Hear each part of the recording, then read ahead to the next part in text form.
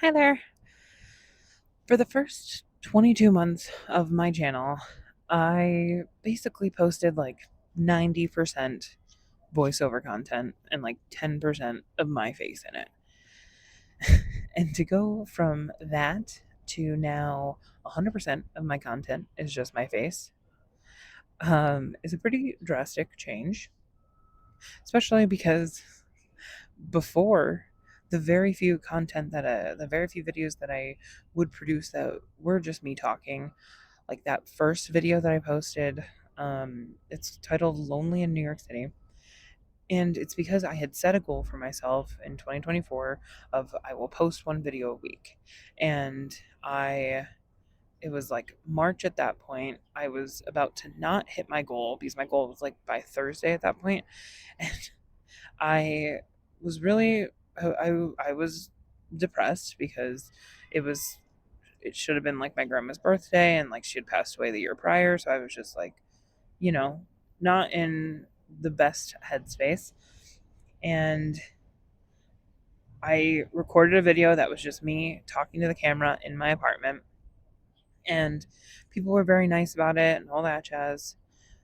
But even then I couldn't make my face the thumbnail because that was just the fact that my face was the main element of the video was enough, let alone you want my face to be the thumbnail?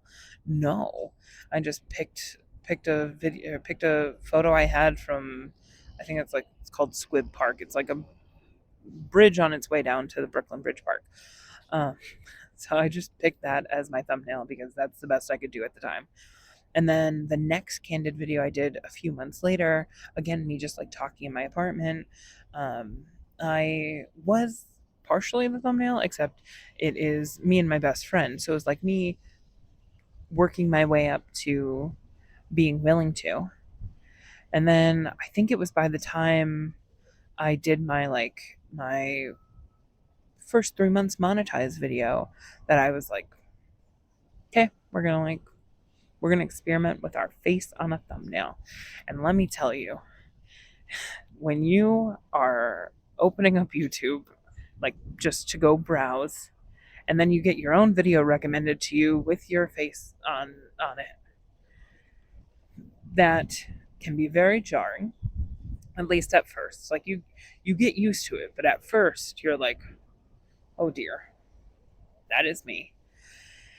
And I I am really proud of myself for the growth. Before I even started posting on YouTube, this was so I started posting on YouTube January of 2024. Before I started posting on YouTube in around like July 4th, 2023, I had recorded a TikTok with a friend of mine, and she has like 250,000 TikTok followers. And basically, like I was I was still very apprehensive about having my face on the screen, and I asked her if she would like record with me. So it was like half me, half her. And then she posted it on her account and it got like, another 250,000 views or so. And I just remember thinking, holy crap, so many people like just saw my face, right? And it was that like flash in the pan type of exposure that made me think, okay, Hale, I personally view YouTube as a much safer space than like TikTok or Instagram. I view TikTok as like the Wild West and like Instagram as, I don't know, like it's like a wannabe fashion show. I don't know. Like it's just I view them very very differently from YouTube. YouTube, I just trust the algorithm to like find people that will actually resonate. And the reason why I trust it more is because I know how YouTube handles my recommendations. I know that when I take my algorithm seriously and I mark things, not interested, interested, all that jazz, then all of a sudden it starts like really understanding what type of content to feed me.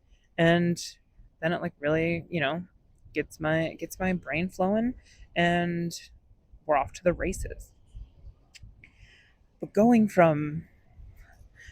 from 0 to 100 has been a huge transition. But ultimately, this video is literally just to say how proud of myself I am for that transition.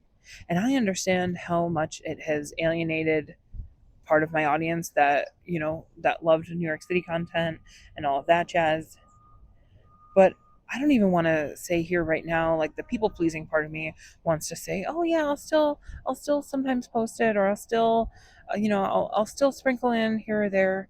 But then the problem is that I started viewing like everything that I was going to do as possible content. And then you're just not living your life if you're too busy focused on content.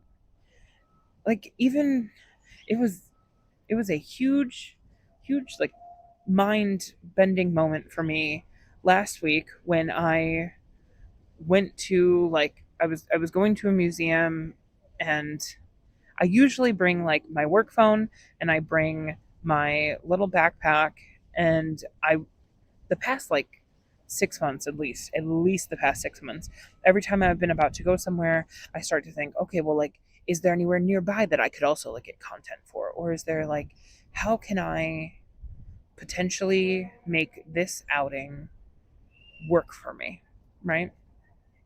Because that's what you have to do when making content is your business. You need to constantly be searching for the next idea and executing on it.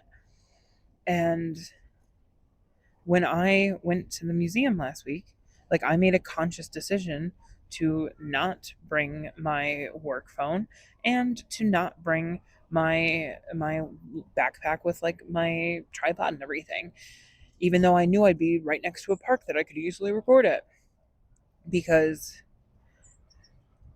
I have developed a system for recording these journal content. I did not need to go record. I already had my video scheduled. I knew that they would go live.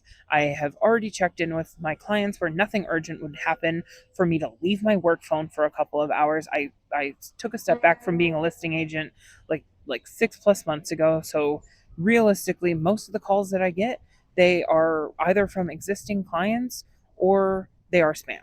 So like I don't, even when it comes to like the real estate, I switched it from a normal just send me an email to a Google form, because and in the Google form I explicitly say at the beginning, like, I am focused on other projects, so like, I will be happy for my team to help you. So there is no reason why I cannot walk away from my work phone for a few hours. But I just had such that connection, and I had such a connection to how am I supposed to make content out of this? How am I supposed to make this outing work for me? And it feels so good. I'm literally so happy with this decision to have broken free of the shackles that I put on myself. And that's really what this video is about. I took off my own shackles, and so can you. What's something that you're proud of yourself on? What is something that you knew might hurt you in the short term, but would just help you so much in the long term? And what is something that, like, if you're like, there's something I know I should be doing, but I'm not doing, how can we start doing it? How can you start chipping away at it so that way it is something that you are proud of yourself of? Because there are so many things that I have been improving in my life lately that this is just one of them. And I am really, really excited to see what comes next. And I hope you are too. So, have a great day.